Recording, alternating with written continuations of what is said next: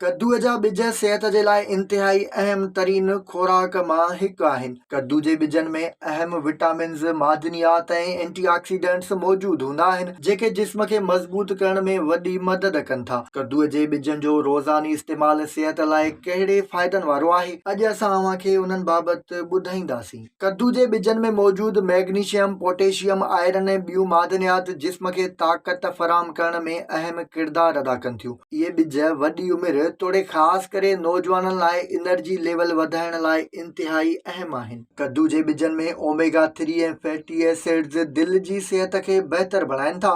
इन्हनि ॿिजनि जो इस्तेमालु दिलि जी बीमारियुनि जे ख़तरनि खे घटाए थो। अॼुकल्ह नंढी उमिरि जे माण्हुनि में दिलि जे दौरे जा ख़तरा वधी विया आहिनि। कद्दूअ जे ॿिज जे इस्तेमाल सां इन्हनि ख़तरनि खे वॾी हद ताईं घटाए सघिजे थो। कद्दूअ जो ॿिज आंडनि जी सिहत खे बहितर बणाईंदो आहे ऐं कब्ज़ीअ जा मसइला ख़तम करे थो। नेराने हिकु मुठ कद्दूअ जा ॿिज खाइण सां हाज़मे जो निज़ाम ऐं मादे जी सिहत बहितर रहनि था। पाखानो अचण में ॾुखियाई वारे माण्हुनि लाइ कद्दूअ जा ॿिज तमामु बहितरीन आहिनि। कद्दू जे ॿिज में बीटा कैरोटीन ऐं विटामिन ए जो झझो मिक़दार हूंदो आहे। इन करे उहे अखियुनि जी रोशनी, तोणे औरताणे मसइलनि ऐं ॿचेदानीअ जे मसइलनि लाइ तमामु काराइता साबित थियनि था। एंटी ऑक्सीडेंट्स जी मौजूदगी जे करे उहे चमड़ीअ जी ख़राबियुनि खे बहितर कनि था ऐं चेहरे ते खूबसूरती ऐं चमक आणनि था। कद्दू जे ॿिजनि में मौजूदु मादनियात वारनि जी सिहत लाइ बहितरीन आहिनि जेके छणंदड़ वारनि खे रोकनि था। कद्दू जे ॿिजनि जो तेल वारनि जी सिहत वारे ॿियनि तेलनि सां गॾाए इस्तेमालु कजे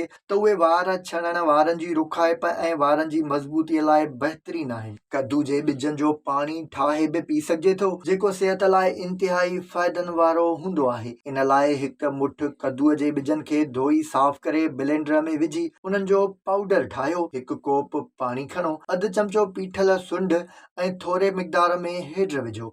उनखे छाणे रोज़ नेराने पीजे त सिहत जा फ़ाइदा माणे सघिजनि था।